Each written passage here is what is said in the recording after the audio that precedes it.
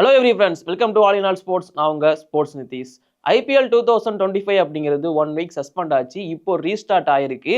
அதாவது சஸ்பென்ஷனுக்கு முன்னாடி எந்த டீமுமே குவாலிஃபை ஆகல. அதுக்கப்புறமா ரீஸ்டார்ட் ஆகி ஃபர்ஸ்ட் நாள் போட்டி நடந்து முடிஞ்சது. 2 மேட்ச் நடந்துச்சு. உடனே பார்த்தீங்கன்னா 3 டீம் குவாலிஃபை ஆகிட்டாங்க. இன்ஃபேக்ட் 17th மே பார்த்தீங்கன்னா ரீஸ்டார்ட் ஆக வேண்டியது. பட் அன்னைக்கு கேகேஆர் வெஸ் ஆர்சிபி போட்டி மழை காரணமாக வாஷ் அவுட் ஆயிடுச்சு. அதுக்கப்புறமா 18th மே அன்னைக்கு 2 போட்டிகள் இருந்துச்சு. அந்த 2 மேட்சோட ரிசல்ட்டை பேஸ் பண்ணி 3 டீம்ஸ் இப்போதைக்கு பிளே ஆஃபுக்கு குவாலிஃபை ஆயிருக்காங்க. டேபிளில் முதல் இடத்தை பிடிச்சி ஜிடி இப்போதைக்கு ஸ்ட்ராங்காக இருக்காங்க. அவங்களும் குவாலிஃபைடு. அதை தொடர்ந்து ஆர்சிபி டீமும் குவாலிஃபை ஆகிட்டாங்க 17 புள்ளிகளோட. அண்ட் தென் சேம் 17 பாயிண்ட்ஸோட பஞ்சாப் கிங்ஸும் இப்போதைக்கு குவாலிஃபை ஆகிட்டாங்க. நான் இந்த வீடியோவில் பேச போகிறது இந்த குவாலிஃபிகேஷன் இதை பற்றி உங்கள் எல்லாருக்குமே தெரிஞ்சிருக்கும். அண்ட் நேற்று மேட்சையும் பார்த்துருப்பீங்க, அதுவும் உங்களுக்கு தெரிஞ்சிருக்கும். பட் இந்த ஒரு நாளில் பார்த்தீங்கன்னா பல ரெக்கார்ட்ஸ் அப்படிங்கிறது இந்தியன் பிரீமியர் லீக் 2025ல நடத்தப்பட்டிருக்கு. அதையெல்லாம் சொல்கிறதுக்காக தான் இந்த வீடியோவாக இருக்க போகுது. பட் அதுக்கு முன்னாடி ஒரு ஃபுட்பால் நியூஸ். கிரிக்கெட் பற்றி பேசினாதான், ஐபிஎல் பற்றி பேசினாதான் நீங்கள் நிறைய பேர் பார்க்குறீங்க. அந்த வீடியோவில் இதை நான் மென்ஷன் பண்ணிடுறேன், ஞாபகம் வச்சுக்கோங்க. ஸோ இப்போதைக்கு எஸ்ஏஎஃப்எஃப் அண்டர்-19 சாம்பியன்ஷிப் அப்படிங்கிறது நடந்திருந்துச்சு இந்தியாவில். ஸோ இது பார்த்தீங்கன்னா சவுத் ஏஷியன் ஃபுட்பால் ஃபெடரேஷன் நடத்துகிற அண்டர்-19 சாம்பியன்ஷிப் அப்படிங்கிறது. இதில் ஒட்டுமொத்தமாக 6 டீம்ஸ் பார்ட்டிசிபேட் பண்ணியிருந்தாங்க. இந்த சாம்பியன்ஷிப்பில் இந்தியா பார்த்தீங்கன்னா டைட்டிலை வின் பண்ணியிருக்காங்க. ஃபைனலில் பங்களாதேஷை பார்த்தீங்கன்னா பீட் பண்ணி இந்த சாம்பியன்ஷிப்பை தட்டி தூக்கியிருக்காங்க இந்தியா. இந்தியன் ஃபுட்பாலுக்கு இது கண்டிப்பாக ஒரு நல்ல விஷயம் அப்படின்னு சொல்லணும். ஏன்னா இந்தியன் ஃபுட்பால் தொடர்ந்து சீனியர் லெவலில் பயங்கரமாக அடி வாங்கிட்டு இருக்காங்க. அப்படி இருக்கிற சமயத்தில் இந்த மாதிரியான ஒரு விஷயம் அண்டர்-19 டீம் அச்சீவ் பண்ணுறாங்க அப்படிங்கும்போது பார்க்க நல்லா இருக்கு. இந்த டோர்னமெண்ட்டோட ஃபைனல் அருணாச்சல் பிரதேசில் நடந்துருந்துச்சு. இந்தியா வெஸ் பங்களாதேஷ் அந்த போட்டி தான். ஓவரால் பார்க்கும்போது க்ரௌடு அவ்வளோ கிரேசியாக இருந்தாங்க. எந்த அளவுக்கு அப்படின்னா ஸ்டேடியம் தாண்டி மேலே இருக்கிற மலையெல்லாம் ஏறி நின்று இந்த போட்டியை பார்த்துட்டு இருந்தாங்க. இந்த மேட்ச்சில் பார்த்தீங்கன்னா இந்தியாவோட கேப்டன் ஷமி 2வது நிமிஷத்துல ஒரு வேற லெவலான கோல் அடிப்பார். பட் அதுக்கப்புறமா செகண்ட் ஹாஃப்ல பங்களாதேஷ் ஒரு கோல் அடிப்பாங்க. 1-1 சொல்லிட்டு ஃபுல் டைம் முடியும் போது, அதாவது டைம் முடியும் போது பார்த்தீங்கன்னா ட்ரா ஆகிடும் போட்டி. அதுக்கப்புறமா பெனால்டி ஷூட் அவுட்ல 4-3 அப்படின்னு சொல்லிட்டு இந்தியா இந்த ஒரு டைட்டில் சாம்பியன்ஷிப்பை தூக்குவாங்க. So SAFF under nineteen championship 2025 win பண்ணியிருக்காங்க இந்தியா. இது கண்டிப்பாக ஒரு பெரிய மொமெண்ட் அப்படிங்கிறதுல ஒரு டவுட்டே கிடையாது. ஸோ அவங்க எல்லாருக்கும் ஒரு வாழ்த்துக்களை தெரிவிச்சுட்டு அண்ட் தென் நாம் இப்போ திரும்ப ஐபிஎல் 2025 வருவோம். ஸோ நான் ஃபர்ஸ்ட் பேச போகிற டீம் குஜராத் டைட்டன்ஸ். அவங்க பண்ண ரெக்கார்ட்ஸ் தான். ஸோ நேற்று பார்த்தீங்கன்னா டெல்லிக்கு எதிரான போட்டியில் அந்த டீம் 10 விக்கெட் வித்தியாசத்தில் வின் பண்ணியிருப்பாங்க. இன்ஃபேக்ட் 200 ரன்னு ஒரே ஒரு பார்ட்னர்ஷிப் 2 பேர் சாய் சுதர்ஷனும் சுப்மன் கில்லும் அடிச்சு முடிச்சுட்டு போயிருப்பாங்க. ஒரு பக்கம் சாய் சுதர்ஷன் 100 அடிச்சிருப்பாரு. அண்ட் தென் 90+ சுப்மன் கில் அடிச்சிருப்பாரு. ஓவராலா ஐபிஎல் வரலாற்றிலேயே அதிகமான டோட்டல், அதாவது 200 ரன்னு சேஸ் பண்ணோம். அது ஒரே ஒரு பார்ட்னர்ஷிப் அவுட்டே ஆகாம முடிச்சுட்டு போயிருக்காங்கன்னா இதுதான் முதல் முறை. அதாவது ஒரு பார்ட்னர்ஷிப் ஹையஸ்ட் ரன் சேஸை பண்ணது ஐபிஎல்ல இதுதான் ஸோ அந்த அளவுக்கு சூப்பராக ஜிடியோட பர்ஃபார்மன்ஸ் இருந்துருந்துச்சு.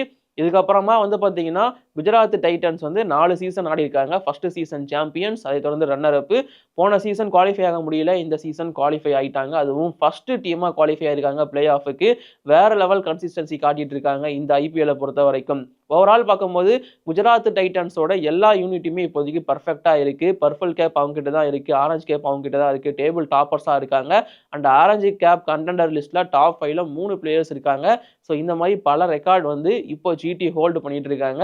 சாம்பியன்ஷிப் அடிச்சாங்கன்னா பார்த்தீங்கன்னா இன்னும் பயங்கரமான ரெக்கார்டாக இருக்கும். ரொம்ப கம்மியான வருஷத்தில் அதிக டைட்டில்ஸ், அதிக ஃபைனல்ஸ் ஆன டீம் அப்படின்னு சொல்லிட்டு ஜிடி பல ரெக்கார்டை பண்ணுறதுக்கான வாய்ப்பு இருக்குது. ஸோ குஜராத் டைட்டன்ஸோட கோச்சுக்கும் நம்ம ஒரு பெரிய கிரெடிட்ஸ் கொடுத்தே ஆகணும் இந்த மாதிரியான ஒரு டீமை கட்டமைச்சதுக்கு.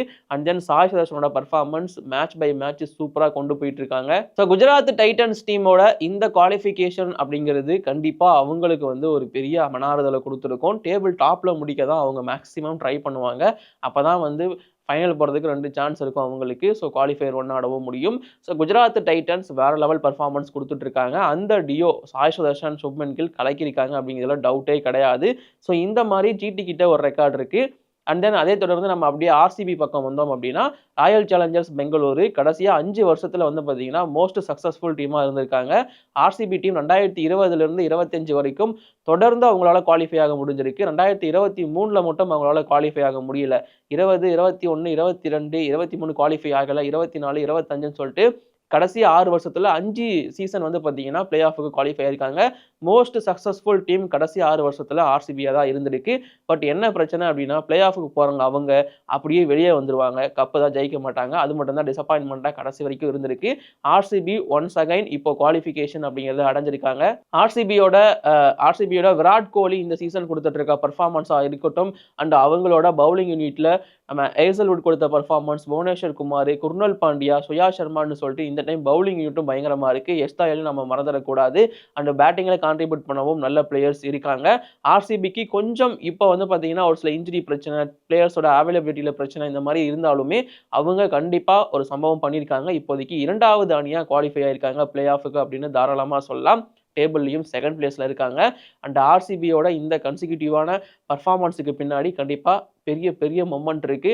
அண்ட் நான் முன்னாடியே சொன்ன மாதிரி மோஸ்ட் சக்சஸ்ஃபுல் டீமா இருந்திருக்காங்க 2020 இருந்து. அப்படிங்கும்போது இந்த டீம் கண்டிப்பா நல்ல டீமா இருந்து பட் கடைசியில தான் அந்த ப்ரெஷர் காரணமா அந்த டிராஃபி மட்டும் கையில வராம இருக்கு. இந்த சீசன் அது நடக்குமா இல்லையா அப்படிங்கிறதெல்லாம் நம்ம பொறுத்திருந்து பார்ப்போம். அண்ட் அடுத்த டீம் வந்து பார்த்தீங்கன்னா பஞ்சாப் கிங்ஸ். இந்த டீம்ல இந்த கேப்டன் அப்பாயின்ட் பண்ணதுக்கு அப்புறமா இந்த டீம் வேற மாதிரி தெரியுதுன்னு தாராளமா சொல்லலாம். பஞ்சாப் கிங்ஸை பொறுத்த வரைக்கும் ஐபிஎல் வரலாற்றுல இது வரைக்கும் 3 முறை மட்டும் தான் பிளே ஆஃபுக்கு குவாலிஃபை ஆயிருக்காங்க. 2008 அவங்க ஃபர்ஸ்ட் சீசனே குவாலிஃபை ஆனாங்க. அப்போ அவங்க டீமோட கேப்டன் யாரு அப்படின்னு பார்த்தீங்கன்னா யுவராஜ் சிங். அவர் தான் ஃபர்ஸ்ட் டைமா பஞ்சாப் கிங்ஸை பிளே ஆஃபுக்கு கொண்டு போன பிளேயர். அண்ட் தென் அதுல இருந்து ஒரு 6 வருஷம் எதுவுமே பண்ணல. திரும்பவும் 2014 ஜார்ஜ் பெய்லி வந்து டீமை லீட் பண்ணியிருப்பாரு. அந்த வருஷம் திரும்பவும் ஃபைனலுக்குள்ள என்ட்ரி ஆயிருப்பாங்க. ஸோ ஷேவாக், ரிதிமான் சாகாலாம் செஞ்சுரியெல்லாம் அடிச்சு பார்த்துருப்பீங்க. ஸோ அந்த சீசன் தான் 2014.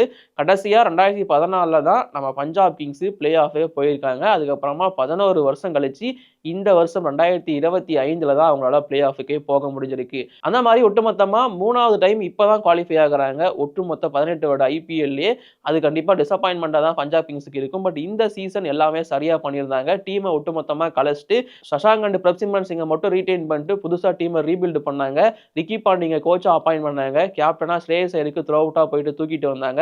இந்த மாதிரி சம விஷயங்களை சூப்பரா பண்ணி இப்போதைக்கு பஞ்சாப் கிங்ஸ் குவாலிஃபிகேஷன் அப்படிங்கறத அடைஞ்சிருக்காங்க.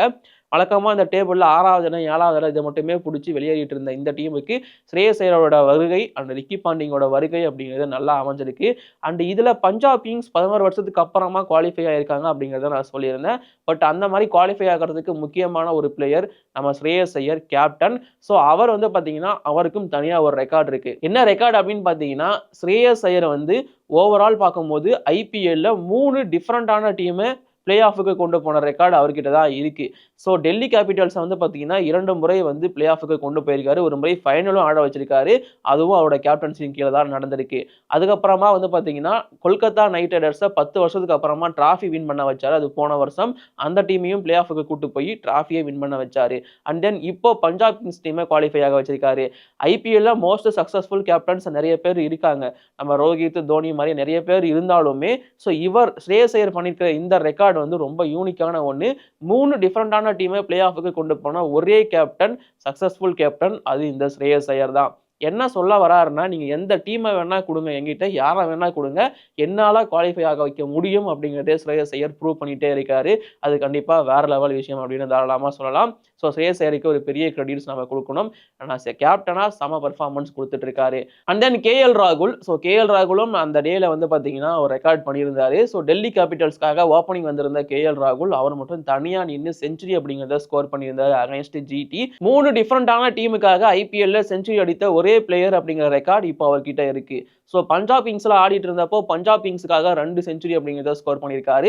அண்ட் தென் லக்னோ சூப்பர் ஜெயன்ஸோட கேப்டனா இருந்தாரு. ஸோ அந்த சமயத்தில் லக்னோவுக்காக 2 செஞ்சுரி அப்படிங்கிறத ஸ்கோர் பண்ணியிருக்காரு.